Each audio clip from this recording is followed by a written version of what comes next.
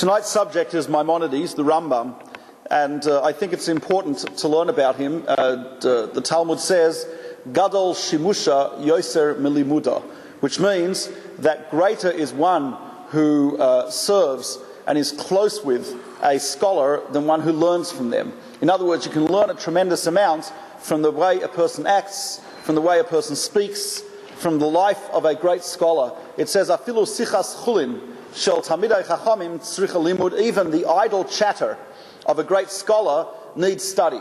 You can pick up things from it. I know that, for example, Rabbi Moshe Shapiro, just the way he speaks sometimes, he will say, when he talks about someone, he quotes someone who's deceased, he will say, Shamati ma'adam gadol echad, I heard from a certain great man, she'enenu chai itanu, which means who doesn't live with us. He didn't say he doesn't live. He says he doesn't live with us. It's an important thing. That's how you speak. Then that gives you a reality. There is an idea the soul is still alive.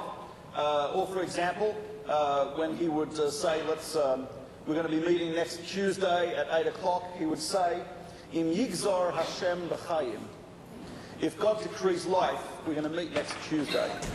Right? That's a little more heavy than the Yitz Hashem, which is about, which is said usually in a meaningless fashion. So that's what I'd like to talk about the Rambam. Also, for a second reason, aside from what we can learn from his language, from his life, etc., and what inspiration we can draw from him, also is to correct, to a certain degree, a little bit of a unidimensional view. I remember I was on a bus in Unsdorf in Israel. Unsdorf is a neighborhood of Jerusalem. It's one of the 7 dwarfs. And, Anyway, so I was on the bus with a friend of mine, and we were discussing, actually having a violent argument, but anyway, we were discussing about why it is the Chafetz Chaim, very, very famous Chafetz Chaim, is well known primarily as a tzaddik, righteous man. Although he was also a great genius. Anyone who has learned through his Torah works of the Chafetz Chaim, for instance, the Mishnah Brura, commentary on the Code of Jewish Law, Biur Halacha, a super commentary on the Code of Jewish Law, his work on Lashon Hara, you will see that he was a genius, an Ilui, an incredible scholar. But he is not well known for that. He is, when you think of the Chafetz Chaim, if you would do a word association, or Rorschach, I'll show you what Chafetz Chaim is, right, that's other thing. So that's how we think of it. Why? So we were discussing why that is so. So as we were involved in this discussion, Edgar buses have these seats sitting across from each other, so you can be social when you don't want to be, right? So anyway, Rav Simcha Wasserman gets on the bus together with Rav Zaks. So Rav Simcha Wasserman, the son, was the son of Rav Elchanan Wasserman, the greatest student of the Chafetz Chaim. And Rav Zaks was the grandson of the Chafetz Chaim. So here we are having this discussion, and who gets on the bus, and they sit right opposite us, was the grandson of the Chafetz Chaim and the son of the greatest student of the Chafetz Chaim. So we figured, thank you, Hashem, and we asked them the question. So they both smiled, and it was a question that they'd thought of, obviously. So Rav Simcha Wasserman said, he says, very simple. He said, the Chafetz Chaim knew how much he knew. He knew that he was a genius.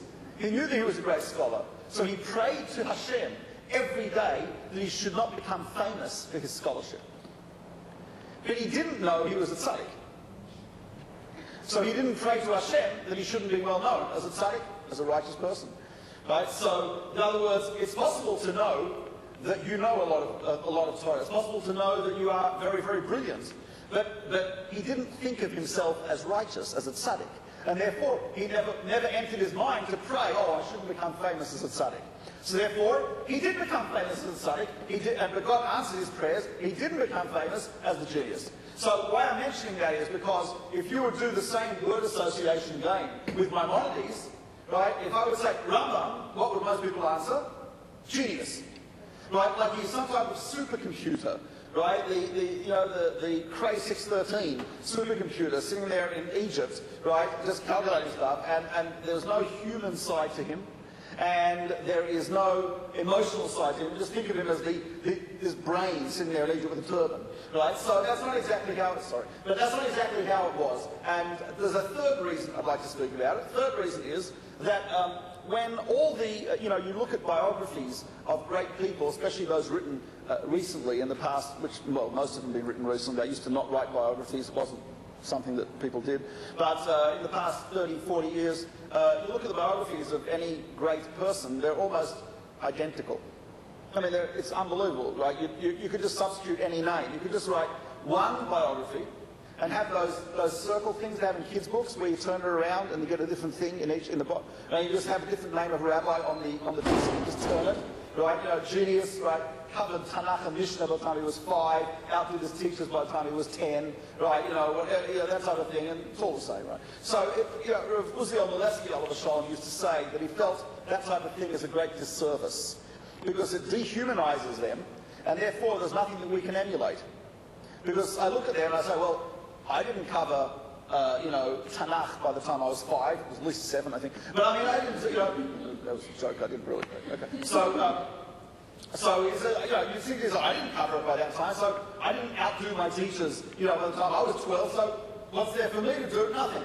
So, of course, if that's how you look at it, no struggles, nothing, no evil inclination, of course, right, no idiosyncrasies, nothing. So then what's the use of such a thing? Right, you're just sitting there and it's basically just hero worship and it doesn't actually inspire you to do anything because there's no way you can imitate that which is already perfect from birth.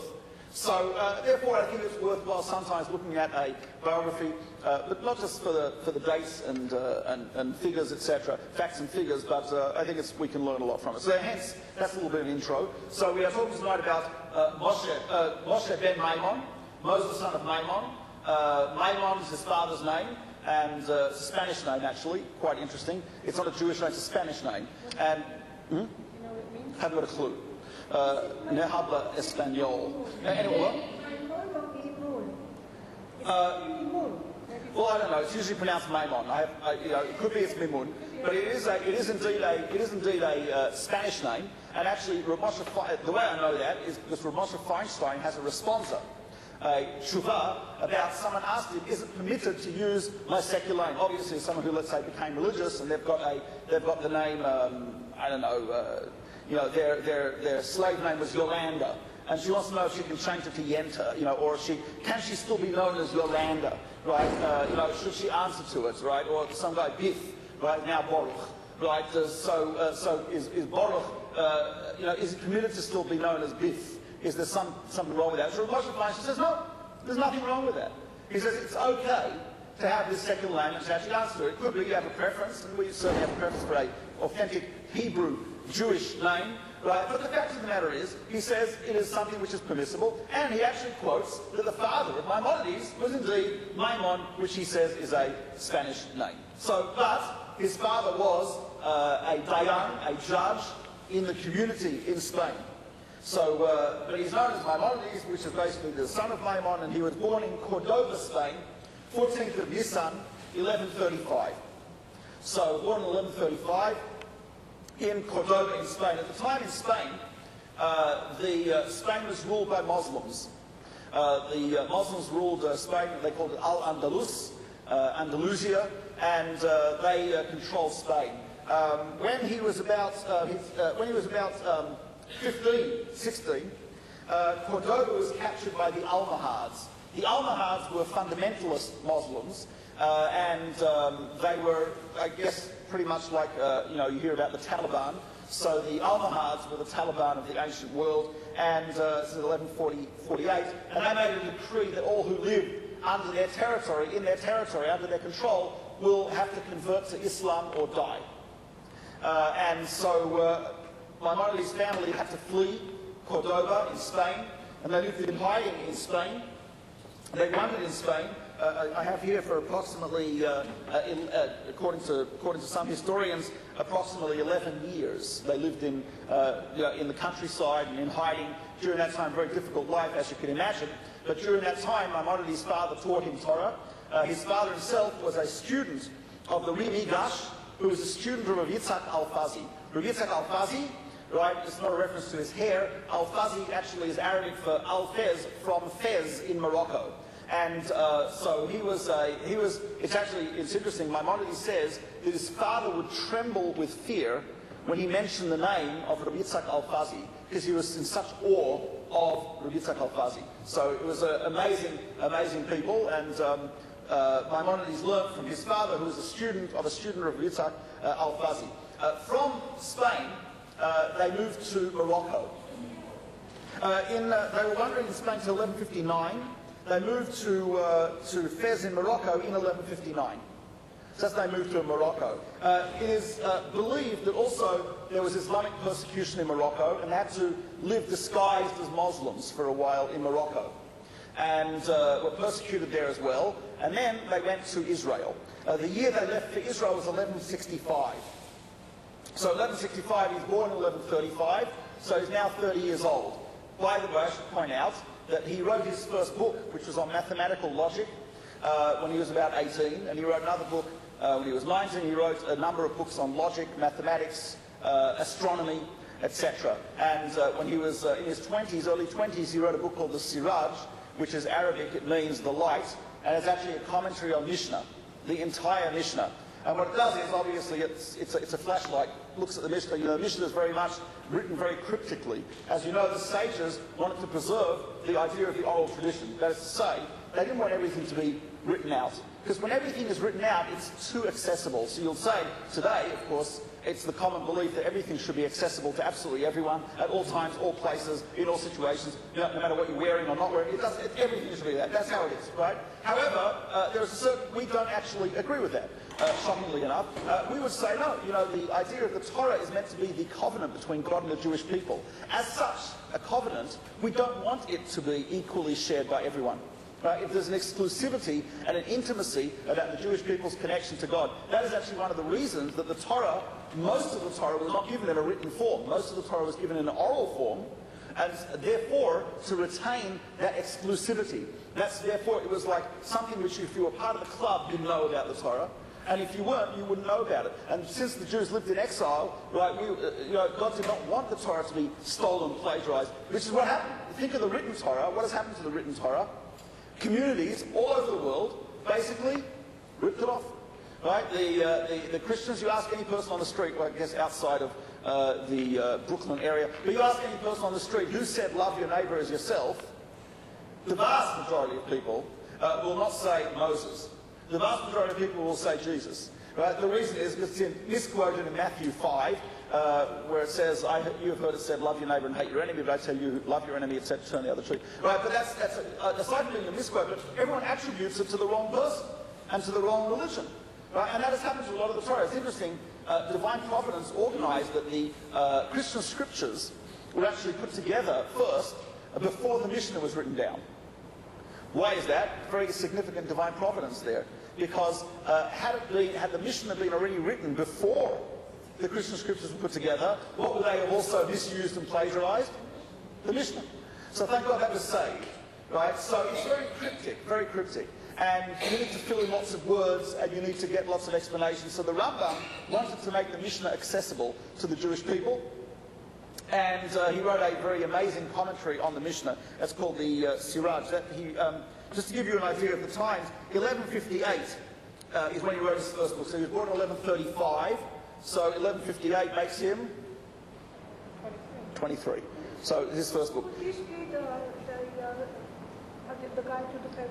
No, totally different book. No, we'll get to that. That's much later. So in 1158 he wrote something called Mamara, which is basically astronomy, mathematics, clearly and concisely explained. He then wrote a book called Milachi Dayon. I'm not exactly sure of the year, but it was very close to that first book. And this book is on a book about logic. Not an easy subject, but a book about logic. And the Siraj, he began writing it in 1158. So keep in mind, that was just after they'd been thrown out of Spain and were living in under great persecution in Morocco. So he's not sitting in an air-conditioned office with a word processor and a secretary, right, and dictating while sipping some beer or something like that, right? What he's doing is he is living a difficult life, right, on the run to a certain degree, refugees, and he is writing works of astronomy, mathematics, and logic. And then a commentary on the Mishnah, which he started writing then, which is again written in Arabic. By the way, in the commentary of the Mishnah is where we find the first appearance of the 13 principles of faith. You know, the Ani Maamin that we say in the Siddur, the Ani Maamin, the I believe statements, 13 statements which are in the prayer book, they're actually not, that's not what Maimonides wrote. That's a shortened version, anonymously written, which is in the prayer books. But that's not the language of Maimonides. Maimonides originally wrote them. They're much longer. They're like, each one is like a significant paragraph. And they're not written in Hebrew, they're actually written in Arabic. Because that was the lingua franca of probably about 80% of the Jews at that time was Arabic. So most Jewish works, philosophy, etc., and law were written in Arabic. So he leaves for Israel. There's a very fascinating letter attributed to Maimonides from that trip to Israel. He writes how they're in the sea on the way to the port of Akko, from Morocco to Akko, and there was a huge storm. And the ship was in danger of sinking. And he said he went below decks and he meditated and prayed to God. And he says from that time onwards, they were saved from death. From that time onwards, he said, he declared a fast day, that he accepted upon himself a fast day on that day that they were saved from drowning. He said, and that day he said he would spend in prayer, and in prayer alone. He says, just as he was alone with God at that time and God saved his life, he would spend that day alone with God for all the rest of his life and have a fast day on that day. They land in Akko. And here's an amazing, they land in the port of Akko. It's the first time he's set foot in the land of Israel. How many of us, maybe some of us do, but do we remember the date that we first set foot on Israel? The exact date anyone who's been to Israel, the exact date that you first set foot on the soil of Israel? For us, it's a hassle. The seats were too crowded in El Al, right? The food was frozen, the food was too hot. Right, there was a baby crying behind me. Right, you get to Israel, and there's a huge rush in the old days from the bus to passport control, trampling people under feet. Right, you know, everyone has it. Right, and nowadays you get to Israel and you see, and you're greeted by the traditional biblical Nokia sign. Right, and but of course at that point, Maimonides, he lands in Israel. He says on the day he first set foot on the Holy Land of Israel, he is declaring it a yontif, a festival in his family for all generations. They should celebrate it with feasting, wearing their Shabbat clothing, giving charity and saying psalms. To commemorate and celebrate the day he had the merit to set foot on the Holy Land. Then, he says, after a long journey, they finally came to Jerusalem. And in Jerusalem, he came to the Western Wall, and he says he declared another yontif in his family, another festive day in his family, to remember the first day that he had the merit to pray at the gates of heaven at the Western Wall in Jerusalem. So now, the Rambam's trip to Israel, instead of producing some stupid t-shirt and a keychain, has produced in his family a fast day and a day of meditation, repentance and prayer, where you were alone with God because they were saved from drowning. It has produced a yontif to celebrate the day that he first merited setting foot on the shores of the Holy Land, and a second yontif to celebrate when he first merited praying at the Western Wall. We don't even, we don't even bother. We just go to the cocktail cam and go, okay, right, touch the camera, right? So then they went to Hebron, the tomb of the patriarchs and matriarchs, Abraham, Yitzhak, Yaakov, Sarah, Rivka, and Leah, and he prayed there. And he created yet another festival in his family. He said to commemorate the day that he merited to pray at the grave of his ancestors, such a merit was inconceivable to him. So that was someone who was not just a computer. When I was talking about people think of the brain, right? No, there's a tremendous passion and an emotional side here where he sees and recognizes the greatness and the holiness of the land of Israel and celebrates when it's appropriate to celebrate. It's an amazing thing. So then eventually in Israel he only stayed for a short time. There was a Christian presence in the land of Israel, and there were rumors that they wanted to kidnap Maimonides, the Crusaders, and hold him for ransom. So in 1167, he and his family left Israel and went to Cairo, actually Old Cairo, which was known at the time as Fostat. Not sure if I'm pronouncing it correctly, but Fostat was Old Cairo. That's where the Rambam settled. It's interesting to note that Maimonides himself, in his Mishneh Torah, which we'll talk about soon, he writes that it's permitted to live anywhere in the world except for Egypt. And there he was, tragically living in Egypt. Of course, the commentaries immediately, the Rabbis and others, ask how could he have lived in Egypt when he himself rules that it's prohibited. And the answer is very, very simple. It's not like he, got a map of the world and say, oh, Egypt looks nice. Right, it was, he was living in Spain, he was thrown out of Spain, he had to run for their lives from the Almohad Muslim crazies. Right, then he was in Morocco, they had to run for their lives from other Muslims. Then they're in Israel, and he has to leave because the Crusades. It's not like he had options. He has to get a visa somewhere else. So the closest civilized country with a Jewish community was Cairo, was Egypt rather, and so he moved to Egypt. It's not one of the commandments, one must die rather than transgress. In other words, there are commandments, idolatry for example, you have to die rather than transgress. But the prohibition against living in Egypt is not one of those cardinal sins, and hence, to save your life, you're certainly allowed to live there. And so he joined the Jewish community there, and of course that's, and while he was there, he wrote numerous works. First of all, he started with his letters.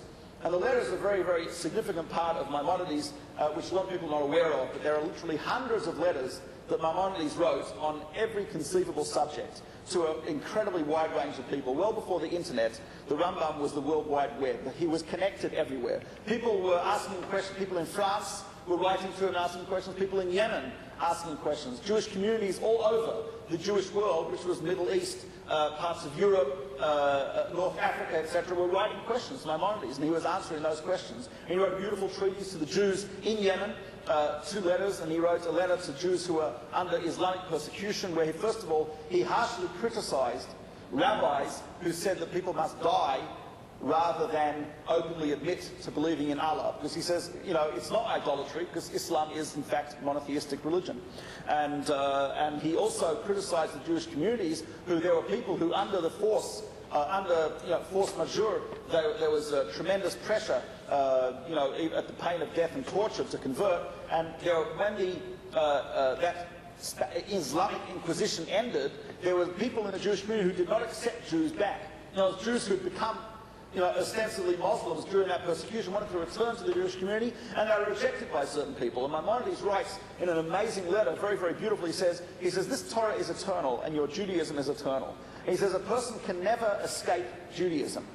He says, that is their essence. He says, the fact of the matter, even if a person has transgressed every sin in the book, that person is still Jewish. He says, Yerovam ben Nevat shchikat samot. Yerovam, the king of the northern kingdom of Israel, who was chayte u'machti esarabim, who sinned and caused others to sin, did not allow Jews to make pilgrimage to Jerusalem. He actually built a calf, an idol. He created a whole new festival, the Chodesh Asher Badam Libo, with an invention of his own. He was a horrific man. Russia, evil man. Maimonides says he'll also be punished for not sitting in the sukkah on Sukkos. Meaning, there's no such thing as saying, well, I've done this, so who cares about the rest of this stuff? Oh no. He says every single thing, he is still Jewish. He says, Zera Abraham Enot Kaleh, he says the seed of Abraham will never end. And he says these people are Jewish, and he quotes an interesting verse in Proverbs, Mishlei, which says, Al Yavuzul Ganav Ki Yignov, which means, don't despise the thief who comes to steal. Strange. What type of verse is it? Don't despise the thief who comes to steal. He says this refers to a Jew who sneaks into the shul, the synagogue, to steal a little bit of Torah, to steal a little bit of Judaism. He's embarrassed. He became a Muslim. He lived as a Muslim for a year, 2 years, under the Inquisition. And now he comes, he's standing at the back of the shul. He says, and you tell him, get out, you're a Muslim. He says, don't do that. Don't despise the thief who comes to steal. He's a holy thief, as Shlomo Carlebach would say. He's a holy thief, right? He's coming to steal a little bit of Judaism from the back of the shul. It's amazing. That's the type of thing, if I would have asked people who said that, right, most people would have said Rosh Shlomo. Right? And he's not the type of person you associate Maimonides with Shlomo. You know what I mean? But it's a side of Maimonides that has a tremendous love for Jews. And in his letter to these Jewish communities, he takes into consideration all these factors, takes into consideration the fact that people were forced, and it's very difficult to sustain if you're tortured and persecuted, etc. And he is very sympathetic to those, even though he says actually, when it comes to idolatry, one has to die rather than transgress, but he nevertheless says the one who does transgress is not considered to be culpable, because nevertheless there was tremendous pressure. It was considered anus, beyond their control. And yeah.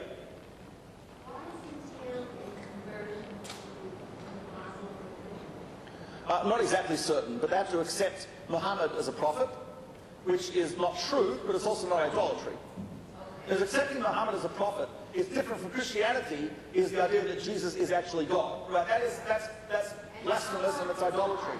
But Muhammad, right, is not looked at as a God, but as a prophet. So we say that's not true. He was not a prophet, right? But it's also not idolatry to say that he was. Whereas Allah, right, when they say Allah, they're referring to God, right, creator of heaven and earth, and hence there's no problem there. Yeah, but that's not. I don't want to get into a discussion about Islam now. This is not really the subject. It's more about Maimonides than Islam. But that's basically the idea. Basically the idea. So it's interesting. Now he comes to Egypt. And in Egypt, we'll get to his works a little bit later, but in Egypt, he's in Fostat, Cairo, and he comes to this family. He had a brother, David. David was a great businessman, and he believed in gemstones, precious metals, gemstones, and he used to go as far as, some say he actually went as far as India in his trade, and he supported Maimonides, he supported the Rambam. So the Rambam was able to study and to teach Torah and to write his books because he had the support of his brother David. Unfortunately, his brother was on a ship, and the ship sunk, and no insurance at those times, so his fortune sank with him, and his brother died. And Maimonides now had to take on the burden of supporting his own family and also his brother's widow and children. And he writes in his book, in his letters, that he never ever really recovered from the death of his brother David. He describes him as, not only was he my brother, he was also my teacher and was also my student and was also my closest friend. And he said that whenever he would see something, for the rest of his life, whenever he would see something that belonged to his brother, he says he would cry with the memory of his brother. They were very, very close apparently. It wasn't just there was a strong, he says, he learned from him, he taught him. They were close in a tremendous bond, and he said for days, for maybe weeks after he heard of his brother's death, he said he was bedridden from grief and physically sick from the fact that his brother died. But he had to now support his family. He refused. He felt that it was wrong to make a living from the teaching of Torah and the study of Torah. He writes about this extensively. He feels it is a desecration. I mean, he says pretty strong language about it. He says it's a desecration of the name of God. He says it is extinguishing the light of Judaism, and it is abusing and disgracing the Torah to make a living from Torah. Obviously, there are those who disagree with him, right, and the Code of Jewish Law does, but Maimonides was of that opinion. So at that time, he'd already learnt enough medicine to become a doctor on his own, and he became the physician of the caliph, or the Arab ruler, the Egyptian court. 1185, he became the ruler. He became the official physician of the court in Egypt, in Cairo. Then afterwards, the person who took over was now by the name of Salah al-Din. In English, we call him Saladin, and he was the personal physician of the court of Saladin. What that meant was, and there's a very interesting letter from that time. As you know, as I mentioned, his works were written in Arabic. So there were Jews who did not speak Arabic. Jews of France, for example, spoke French, and that was not Arabic, was not their language. Jews of Germany, etc. So the one universal language that all Jews could relate to was Hebrew. So there was a family of translators in France called the Ibn Tibbon family, and one of them was translating the works of Maimonides, and he writes a letter to Maimonides that he said, I prefer to use the term Rambam from now, okay, but he writes to Rambam, and he says to him, I'd like to come and visit you and discuss some issues in the translation. I mean, you're translating a work and the author's alive, you want to speak to him, right, and get the different nuances and what he's saying, etc. What do you mean by this? It's very important. So first of all, in the letter, Maimonides writes to him glowing approbation for Yuri ibn Tibbon's translation work. He says, you have grasped what a translator should do, which is not to be a literal translator, but to grasp the idea and translate the idea into the language, as opposed to translating literally from the language and putting the idea second. The idea's got to come first and the language second. That's the important thing to do. And he says, however, I know that you'd love to come and see me. He says, and I love you like my own son. He says, but you have to understand, it's a difficult and arduous journey from France to Egypt. There are risks involved. And he says, let me tell you my day, and you'll answer me if you think it's worth coming. He says, I wake up before dawn so that I can pray with the rising of the sun, which is what you're ideally meant to do. He says, I then travel, after grabbing a bite to eat, I then travel to the court in Cairo, which is close to an hour's journey. I then administer to the needs, the medical needs of the Sultan, of all his court, his harem, all of the people there. He says he apparently also offered psychological counsel to people. He was a man of insight into the soul and into emotion. And aside from being a physician who just he was a holistic physician, so to speak. He felt like you should deal with the entire person, not just with the the ward, right? It's got to be the whole person, right? Anyway, so and he says that takes me to the late afternoon. He says I then can pray afternoon service. He says I then head for home. I usually get home. It's nighttime. And he says, by the time I get home, there's already a line of people waiting outside my surgery to see me. He says, Jews, Gentiles, rich, poor, etc. He says, I then go through the line to see if there's anyone who needs something urgently. I apologize to people for keeping them waiting. I then go into my surgery and start seeing patients. He says, by late, about a few hours later, he says, I'm so exhausted I have to lie on the couch and I treat my patients while I'm lying down and they're standing up. He then says, this brings us to close to midnight, when I have some time to eat something and then to learn some Torah. She says, so, you could come and visit, but there's not much time that we'd be able to talk. You'd have to stand in line with everyone else. Right? I could meet you for a few minutes. He says, it is not worth the risk, the expense, and the exhaustion of going on this journey to speak to me for 5 minutes. So that gives you an idea of a little bit about how what his day was like, etc. There are many legends about the time he was a physician. We do know that he established one of the first public hospitals, and we do know he was very heavily, he had a lot of responsibility, or rather he was responsible for a lot of the ideas of hygiene. People did not have an association of dirt and disease. In fact, the connection between dirt and disease was not really realized or discovered until I think it was the 1800s, early 1800s, by the Belgian priest who discovered it. But Maimonides was of the opinion, as a physician, he was heavily of the opinion that prophylactic medicine was ideal, preventative medicine, as opposed to intervention. And he said, if a person exercises, and the type of exercise he says should be fun, ideally.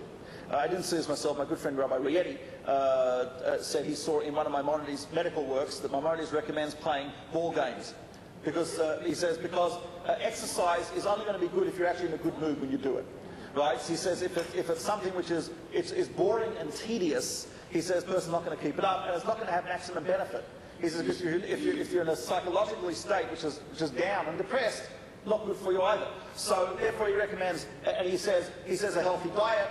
He says nothing in excess. And so amazing. I mean, medical advice, which much of his medical advice is still relevant today. He says because all intervention in terms of medicine is always going to be, there's always going to be some negative side effect. You take one pill, so it gets rid of the headache, messes up your digestive system, right? So you prefer to have a messed up digestive system than to have the massive headache. So you're choosing one side effect over, you're choosing one over another. But he says that's almost always the case. So he says, and one of the things he did was that he actually told people, in fact, his first daughter died in an epidemic in Cairo, and he was responsible for really cleaning up a lot of the streets and giving the people the understanding of the importance of hygiene and cleanliness, much of which he derived from the words of our sages in the Talmud and other sources.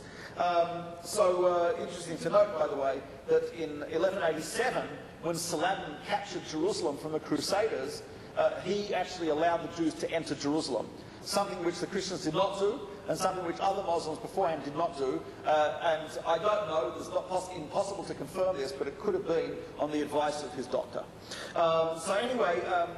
Then to his life, he died on the 20th of Tevet in 1204, and his remains were brought to Tiberia, and buried there, which is where his grave is today. So that's a little bit of a sketched outline of the life of the Rambam and the various periods of his life. I just have a look at the works. What did he produce in terms of his writings? So we mentioned the Ma'amar HaIbur, which is astronomy and mathematics. Milat Hikayon, which was on logic, and the Siraj, which is the commentary on the Mishnah, which contains in it the, by the way, three famous things in his commentary on the Mishnah. One is his introduction to the entire Mishnah, which is a masterpiece in which he details the transmission of the oral law and actually records all the individuals involved in the oral law transmission, and also there, just exhibiting tremendous knowledge. I mean, he didn't have a computer or a CD-ROM, right, but listing basically every single sage, how often he's mentioned in the Mishnah, all the various arguments. It's such an amazing introduction to it. Secondly, is his introduction to ethics of the fathers, which is called Shmoneh Prakim, which means 8 chapters, which was his psychological treatise. Interesting thing he says there. I'll just pick out one or two, but one interesting thing he says there, he says someone who's suffering from depression, he says depression, he says, should be looked at without embarrassment. It's a sickness. He says, and like all sicknesses, it should be treated. And that's an interesting thing, because a lot of people look at things like that, and it's somehow separate. It's not a disease. It's like something to be embarrassed of, etc. But it's interesting. He says if a person has mild depression, one of the things he recommends, he says, is wearing your best clothing. He says go and spend lots of money, right? Buy things that you like. Listen to good music. Hang out with friends and eat good foods. It's got the days before Prozac, right? This is actually wonderful advice, right? To spend time with friends, to see beautiful things. Nothing like that. Something of beauty just lifts you up. I'm still on the high, by the way. So I just got back from 9 days in South Africa with 40 students. Rabbi Tatz and I took 40 students to South Africa, and we went on a safari to Kruger, right? And the natural beauty of Africa is, I mean, I've never seen anything like it. To see a herd of elephants, right, in the natural environment. We saw 2 baby elephants, right, with this herd of about 20 elephants, 2 babies there. They're standing next to each other, and they're touching their trunks to each other. I don't think I've ever seen anything as cute as that, right? But it's an amazing thing. It just like lifts you up when you see things like that. It's incredible. I'm sorry for my own kids, but the truth is they're a little cuter, I think. Whatever, anyway. But don't tell my kids. Anyway, if you're watching, joking. Anyway, so he then, another famous thing, that's the 8 chapters where he gives pretty much his understanding of the human soul, human psychology. That is his introduction to Shmoneh Prakim. Interesting thing he says there, by the way, it's a little controversial. One of the things he says there is that emotions are not a sin, meaning, he says sin is possible in action, and it's possible in intellectual beliefs. He says, but emotions, not a sin. In other words, if I feel angry at someone, I haven't committed an avera, that's not a sin. He says, because that very much is not really under the control of someone. Now, if I express the anger and yell at you, if I express the anger and hit you, God forbid, right, if I express the anger and rip something up, that's an action. That's already under my control. He says, but it's not considered a sin to have an emotion. I desire something which is wrong. He says, okay, if I control my desire, I don't actually act it out, then I haven't transgressed it. It's a very interesting, quite controversial. A lot of people argue with that, but yeah. Well, it's totally interesting. The Rambam could be that he would say that only if it's actually, I'm not so clear about sinas chinam, right? That might be something which you control, because if you feel initial hatred and then you encourage it, that's already where the sin is. But the initial impulse that someone does something to me, like, I just, right, etc., that might be not the sin. The sin might be the continued encouragement of it, dwelling into, that's already where the intellect comes in. I'm dwelling on what they did to me. I'm thinking about it, right? I'm writing it in my diary. I am, so to speak, focused on it. So that might be the sin. But the initial impulse that you just feel anger at someone, you feel that, that type of thing towards someone, I don't think that necessarily is the sin. So it's interesting, he also talks about there, as I mentioned, also the 13 principles of faith. There was a lot of controversy about those, the 13 principles of faith. There were some who critiqued it by saying, what do you mean 13? You have to believe in everything in the Torah.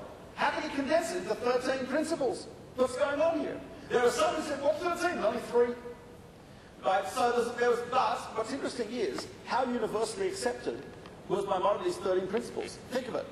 Virtually every siddur you open up, any siddur, will have printed Ani the 13 principles of belief, right after davening Shabbat. And one of the most famous Jewish songs is really a summary of the 13 principles. And it's printed also in every city. Yigdal, Elokim Chai.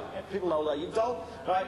You should have little kids singing Yigdal, that type of thing. Right? Yigdal actually is 13 do the comparison. If you're not aware of this, probably most of you are, but if you do the comparison, take out Yigdal, and then look at the Siddur at Ani Maamin. Every verse of Yigdal is one of the 13 principles of faith. Right? The Kabbalists talk about the 13 principles of faith and relate them to the 13 attributes of mercy of God. The Yud Gimel Midos Rachmim, the Shalom. Shalom does that. So it was accepted, like, amazingly how it's accepted. And one of those anonymous condensations of Maimonides' 13 principles, Ani Maamin, the Emunah Shlema, B'Vias HaMashiach, I believe in the coming of the Messiah, that's something which became something that Jews died with as on their lips. So to tell you how accepted it was, Maimonides' formulation was just amazing. And we believe there's a certain, the Chavnish points this out, there's what we call siyata d'shmaya, a certain help from heaven, that certain books, certain concepts, certain ideas, certain prayers become accepted amongst the Jewish people. Think of L'cha Dodi, a beautiful song, written very late in history. We're talking about 1600s. I mean, that, by Jewish standards, that's like very modern, right? That's like, totally modern. Right, and the Modernish song, right, but nevertheless accepted, all over the world by many communities. But Maimonides' 13 principles even more accepted than L'cha Dodi. So that's in the commentary on the Mishnah. He then wrote, 1163, an amazing work, Mana Kiddush Hashem, which he gave advice to Jewish communities who were confronted by Inquisition-like events. He wrote Igeres Teiman, the letter to Yemen, in 1172, otherwise known as Petach Tikva, which means the opening of hope. And there he gives a tremendous encouragement to the Yemenite community who had undergone tremendous persecution. He writes there, this persecution was predicted. He says, the Torah tells us, actually in the prophets, it says that you will be afflicted. There were people who, he says, there were people who will try to destroy you by the sword and by the tongue.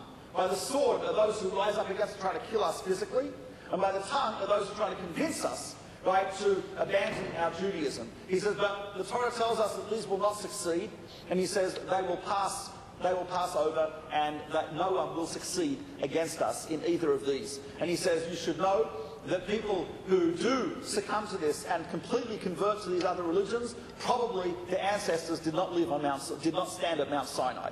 He says, do not be perturbed by these events. He says, but you should know that no one has a foundation like our Torah, where there was a public revelation of God to an entire people. He says people have tried to imitate the Torah, but the imitations of the Torah, he says, are like statues. A statue is an imitation of a human being, but the statue has no emotion. The statue has no life. The statue has no movement. The statue has no inner organs. He says that is what they're like. They have the external trappings, and that's it. He says, and this too was predicted. In the book of Daniel it says that there will be people who will rise up, as we said, with the sword, that's physical destruction. With the tongue, that's to convince us to convert. He says there'll be those who will rise from amongst us, it says, and they will attempt to set up a vision, but they will fail. The vision that they see of Judaism will be a failure. It will not be the Judaism they really want. And it says, I don't remember the passage, but it says Yakumu lahakim chazon, I think is the expression. They'll rise up to build a vision, and they will fail. So this is a reference to the Erev Rav? Very possibly, yeah. It's in the Erev Rav. It does, yes. I think I quoted this when I spoke about the Erev Rav here. So that's the Igeret Hayman, and it's really beautiful to see the words of encouragement he offers to the community.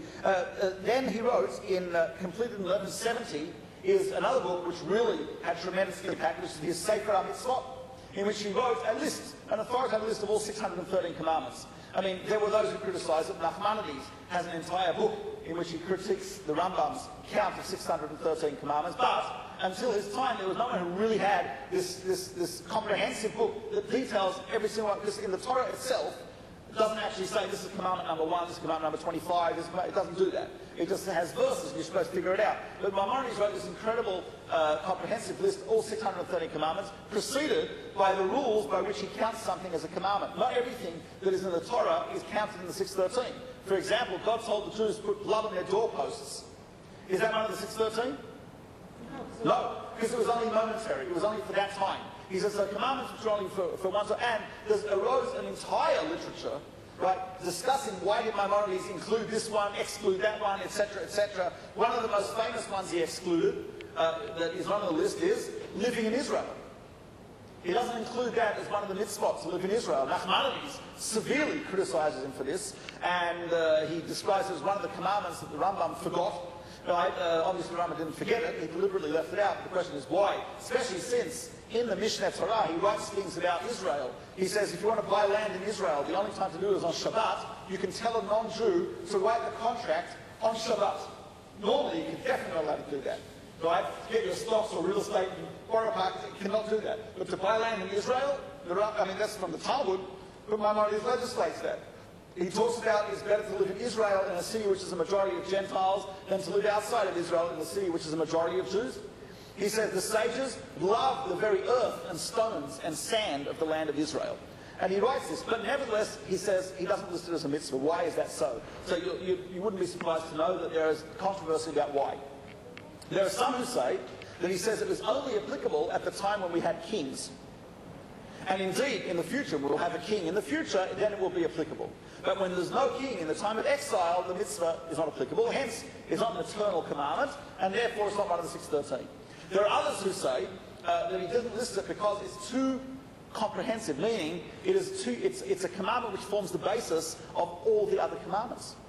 Because the only place that we can ideally fulfill every single one of the commandments as a Jewish people, there's only one place you can do that, and it's not Brooklyn. Right? It is the land of Israel. Right? The land of Israel is the only place where all the Jews can fulfill all the commandments. That's it. Period. No one argues with that. So therefore, if that's true, this is a commandment which is not, you can't list it as an individual commandment. It's got to be listed as something which is, it's all encompassing. It's the basis for the other commandments. Something interesting, don't know if we have time to get into it, but Maimonides, the first commandment is belief in God. But what's interesting is, it's written in Arabic. He doesn't use the word belief. He uses an Arabic word, a'atakad, which actually, a'atakad, I don't know if I'm pronouncing it correctly, or i'atkad, something like that, which actually he says in the Guide for Perplexed means da'at, which means knowledge. Knowledge. Not belief, but knowledge. It's a bit of a difference, right? Because, and it's interesting, some say that the first commandment cannot be belief in God. Belief in God is a prerequisite for the commandments. How can you have a commandment without a commandor? Right? So unless you believe there's God, right, there's no thing as a commandment. So it's a prerequisite. So just like but he can list knowledge of God, because that's something we have to work on to get to a level of knowledge, das. Right? So what's interesting is, similar to belief in God, which is a prerequisite for the commandments, so too, the land of Israel is the background upon which all the other commandments are painted, so to speak. So you've got to have, so therefore, there's a lot of controversy about that, but that would be an example. So his list of commandments generated a lot more Torah, but it became very, very accepted and authoritative. And actually he intended it as an introduction to his most famous and major work, which was completed in 1180. It took him 10 years to write it, 1170 to 1180, and it's known as the Mishneh Torah, which means the teaching or the repetition of the Torah, which is his book of the ultimate halacha book. Ultimate. Why? Because it has absolutely everything. Right? That is to say, you could build a nation on this book. Because it starts with the laws of belief, philosophy, knowledge, idolatry, right? Torah study, tshuva, repentance. It goes through the laws of prayer, tzitzit, tefillah, mezuzah, its Torah scroll. It goes through the laws of all the festivals, how to create the calendar, how to calculate the calendar. It goes through all the laws of business ethics, jurisprudence, setting up the court system, laws of testimony, punishment, etc., etc. It goes through everything you can imagine about kashrut and the laws of animals and ownership and transfer of property. It talks about the laws of the temple in detail, sacrifices, everything, absolutely everything. It also talks about the laws of kings, right? And the appointment of kings and how to administer the country, and the laws of combat morality and how to run a Jewish army. And he talks about, it ends with the laws of the Messiah. So pretty much, right, if you wanted to know, like the whole, it's the complete Judaism book, right? And he wrote it deliberately in Hebrew, because he wanted it to be something that would not be limited to the Arabic-speaking Jews, but would be something that was universally could be read by the Jews. He also left out sources, got a lot of criticism for that, because he felt it would just complicate things. He wanted it to be a book where, in order to be a good Jew, you wanted to know what to do in your life, all you need is this book and the Torah. Obviously, you want to learn about Judaism, you need other books, because you want to delve into it. But in order to just act the life of a good Jew, his Mishneh Torah would be sufficient. He wrote it in 14 volumes. 14 volumes, and that's why it's called, one of the reasons, Yad HaChazakah. Yad means hand, it means a strong hand, but Yad also is the numerical value of 14 volume Mishnah Torah. An amazing book that literally there's not one area of Jewish law that is not covered in the Mishnah Torah. Nothing. The Code of Jewish Law, for example, is not nearly as comprehensive because the Code of Jewish Law only deals with the laws applicable to us in the exile. Maimonides writes as though the Jews are living in Israel with a Sanhedrin, right, etc., and there's a king and the whole thing. Now, for him, that's the ideal. Rabbi Yoshe Soloveitchik points out, if you look in his laws of Haggadah, when he talks about the Haggadah, he starts off by saying, here, the son asks the following questions. He asks, why on this night do we only eat roasted meat, and on other nights we eat any meat? Why on this night is it only matzah, on other nights it's chametz and matzah? I'm sorry? I started at 8:30. I usually go till 9:30. Isn't it? Yeah, 1 hour class? It started at 8. I don't know what happened. At 8 o'clock? I was told 8:30. You were told 8:30? I was told 8:30. No wonder you kept walking in the house. I say I had no idea. I think, look, please, just go. I'm sorry. Just another 5. I'll take 5 minutes. I'm sorry. I was told 8:30. I'm really sorry. Maybe, okay. In any case, for me, it's 3:30 in the morning. So whatever. Anyway, so okay, let me just go through his major works, then we'll end with that. He wrote after this in 1188. He wrote a book called Dalalat al-Ha'irin, which is in English, well, Hebrew, Moreh HaNevuchim, the Guide for the Perplexed. By the way, the Guide for the Perplexed. He wrote it in his introduction. He says, "I'm writing this for someone like you, my student."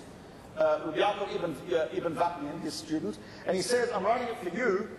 Someone who has studied the entire Torah, both written and oral, all the midrashim of our sages. You've studied logic, you've studied mathematics, you've studied sciences, you've studied literature and grammar and music, and now you have some questions.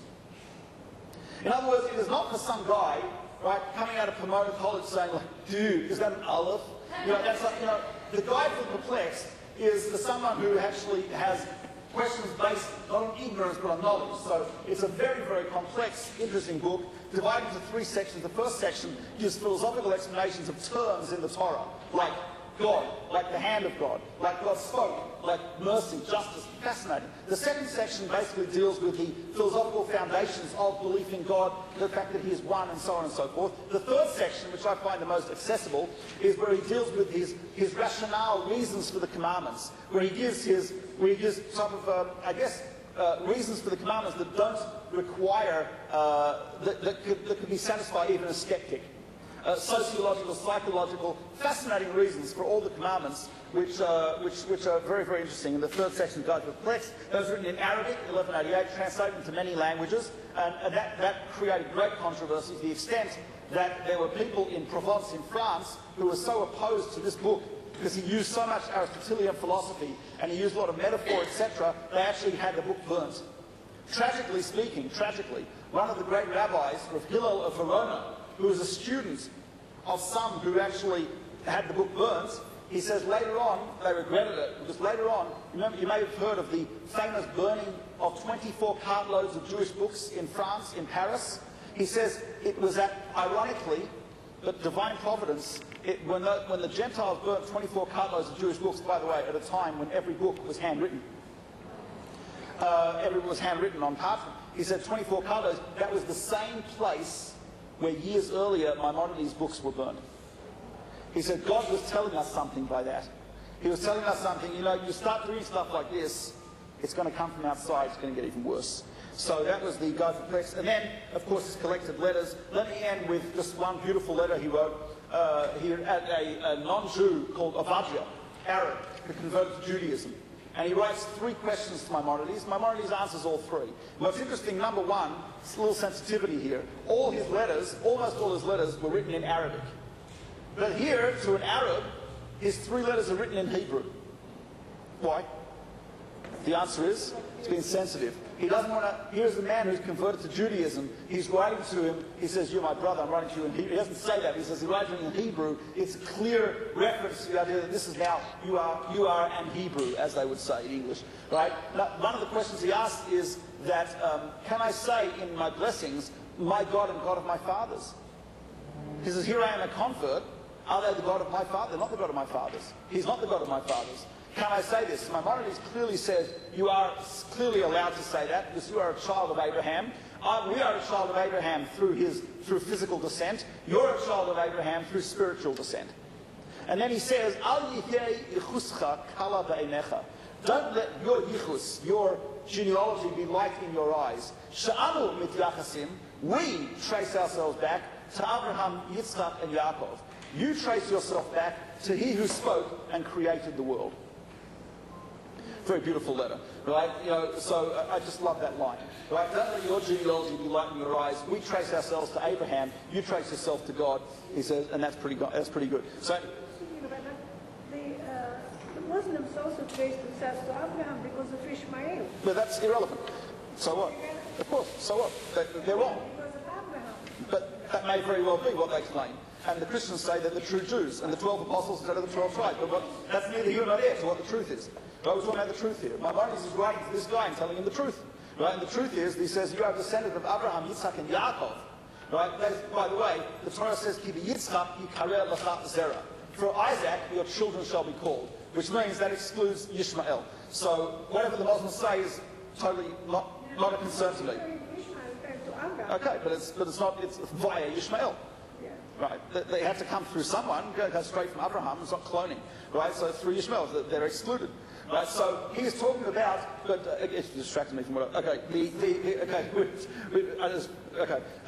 talking about the letter, and in the letter, he writes about this Muslim, this Muslim who converted, he says that your genealogy is even superior to ours. He says, yes, we're descended from Abraham, Isaac, and Jacob. He says, but you, Atamik Yaches, you are descended, or so to speak, L'misha Ama B'hai Ha'olam, to he who spoke and created the world. Okay, we have to stop here because it's my mistake, I'm sorry, but I thought it was 8:30. Okay.